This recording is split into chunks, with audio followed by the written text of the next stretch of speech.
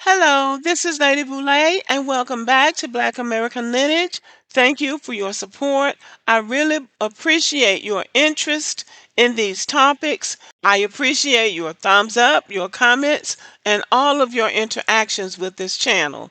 This Black History Month, I have been focusing on this channel of Black Americans who came out of the slave system and became very successful in a profession that they chose or a profession that chose them.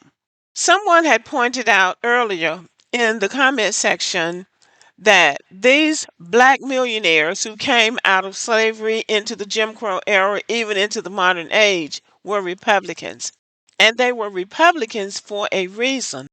The Republicans had offered them the lifeline that they needed to become freed from slavery and then to jumpstart their lives in this country.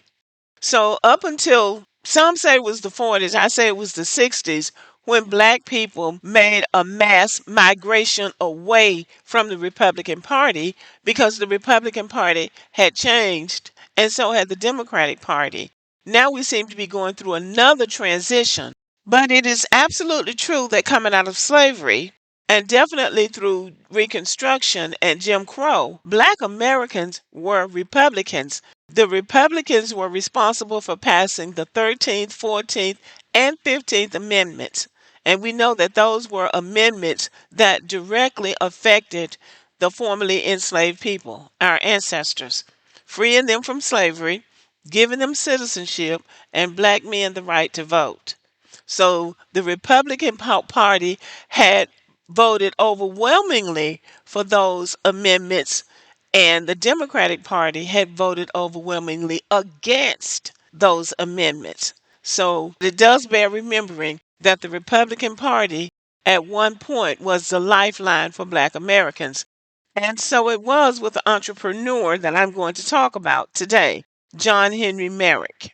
He was born into slavery on a plantation in Clinton, North Carolina on September 7th, 1859. He lived there with his mother and younger brother until emancipation came in 1863. When his family was freed, they relocated to Chapel Hill, North Carolina. He got a job as a helper in a brickyard, which provided support for his family. At the age of 18, he moved to Raleigh, North Carolina, where he began work as a hod carrier. I had never heard of a hod carrier before, so I had to look it up. Hod carrying is a laboring occupation in the building industry. Typically, the hod carrier or hoddy will be employed by a bricklaying team in a supporting role to the bricklayers. Two bricklayers for each hod carrier is typical. A hoddy's duties might include wetting the mortar boards on the scaffolding prior to fetching bricks from the delivery pallet using his hod and bringing them to 2 by 2 wide stacks up on the scaffold that may then be easily laid by the bricklayers. So it's a fancy word for carrying a stack of bricks. So you know that must be hard. Merrick eventually became a brick mason and worked on the construction of Shaw University in Raleigh. He also worked as a shoe shine boy in a barbershop. When he was not shining shoes, he watched and learned the trade of barbering. In 1880, his friend John Wright asked Merrick to join him in relocating to Durham, North Carolina to start a barbershop business. After 6 months, Merrick bought shares in the barbershop and became its co-owner. In 1892, Wright sold his shares to Merrick, making him sole owner of the barbershop. Eventually, Merrick owned 8 barbershops in Durham. Responding to the prevailing racial segregation patterns, Merrick owned shops that catered exclusively to white and black customers. I don't know why they said it was exclusively to white and black. Who else would it have been? But the picture that's being painted here is of a hardworking man who came up out of slavery, hit the ground running, doing whatever job he could get. He was not picky. I mean, this whole thing about being a hottie seemed like very hard work. But he was a brick mason, he was a hottie, he was working in a barber shop, and he's going to go on to do other things. And that is how he became a millionaire. This man was working hard and saving money. It really is a fascinating story. In 1883, Merrick joined businessmen John Wright, W.A. Day, J.D. Morgan, and T.J. Jones to purchase the Royal Knights of King David, a fraternal lodge which had a budding insurance business. The Royal Knights of David provided inexpensive insurance policies to lodge members. Often, this was the only insurance available to Black Americans in the Durham area. The lodge and its insurance business expanded across 6 southeastern states over the next 25 years. By the time of his death in 1919, on August 6, Merritt was the largest shareholder in the largest insurance company. Merrick is most remembered, however, as one of the founders of the North Carolina Mutual Provident Life Insurance Company, which eventually became the largest black owned insurance company in the United States. Realizing the limitations of large sponsored insurance, Merrick joined Aaron McDuffie, P.W. Dawkins, J.T. Watson, W.G. Pearson, E.A. Johnson, and James E. Shepard in 1898 to found North Carolina Mutual Provident Life. Each founder contributed $50 to purchase shares. Merritt was selected as the first company president. I don't blame him because this guy has a success record.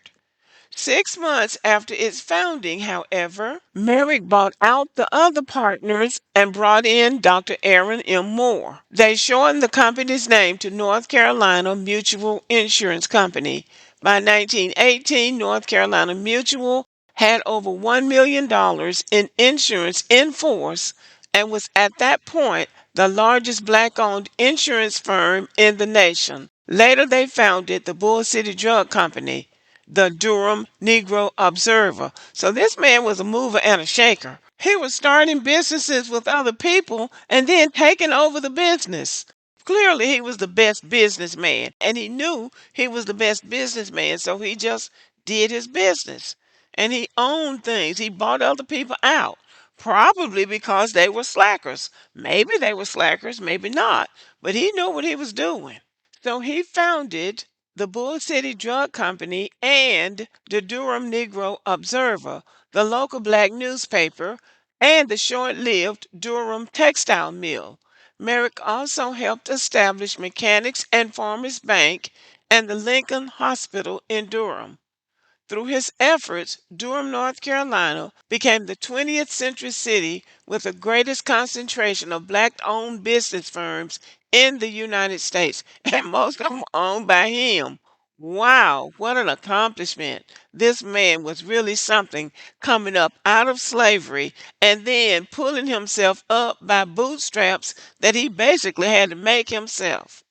This is an admirable story. It is an inspirational story for all of us, really. In today's time, when we make excuses and talk about what we can't do and what we can't get, and we can't do anything until we get reparations, and then you look back at somebody like John Henry Merrick, and he started out doing manual labor with his hands, back-breaking work, and then moved up gradually, working hard, saving money, buying businesses, taking over businesses, and buying other businesses. It is truly a story of inspiration. And it has to be noted that Tulsa, Oklahoma was not the only Black Wall Street. Durham, North Carolina also had a Black Wall Street, thanks in part to John Henry Merrick. Now, this insurance company North Carolina Mutual is still in force to this day. So this is generational entrepreneurship and also generational wealth thanks to this ancestor, John Henry Merrick.